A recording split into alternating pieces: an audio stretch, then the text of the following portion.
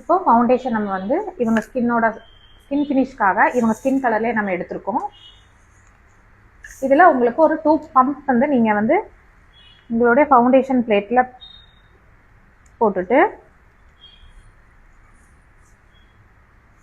இந்த ஃபவுண்டேஷனை நீங்கள் வந்து ஃபுல்லாக இந்த பிளேட் ஃபுல்லாக ஸ்ப்ரெட் பண்ணி விட்டுக்கோங்க.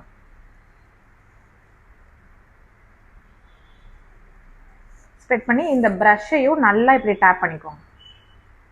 இது ஏன் நான் இதை உங்களுக்கு சொல்கிறேன்னா, நம்ம ஸ்கின்ல வந்து ஹெவியாக போகாமல் இருக்கிறதுக்காகவும் லைட் ஃபினிஷ், இப்போ எல்லாருமே ஸ்கின் ஃபினிஷ் தான் கேட்குறாங்க, ஹெவி மேக்கப் வந்து வேண்டாம்னு சொல்கிறாங்க. ஸோ அதுக்கு இந்த மாதிரி மெத்தட் நீங்கள் வந்து யூஸ் பண்ணிக்கலாம். நல்லா டேப் பண்ணிவிட்டு சைடில் திரும்பிக்கோங்க. இப்போ இந்த ப்ரஷ்ஷில் என்ன இருக்கோ அதை தான் நான் வந்து ஸ்கின்ல வைக்கிறேன்.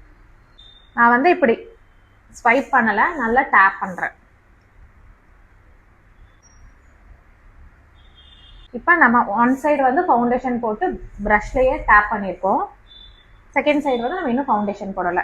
ஸோ இதுலேயும் உங்களுக்கு வந்து நம்ம எவ்வளோ ஃபினிஷ் வந்து ஸ்கின் ஃபினிஷ் கொடுத்துருக்கோங்கிறத நீங்கள் வந்து பார்த்துக்கலாம். ஸோ நான் சொன்ன மெத்தடில் நீங்கள் வந்து ஃபவுண்டேஷன் அப்ளை பண்ணிங்கன்னா ஹெவினஸ் வந்து உங்களுக்கு கம்மியாகும்.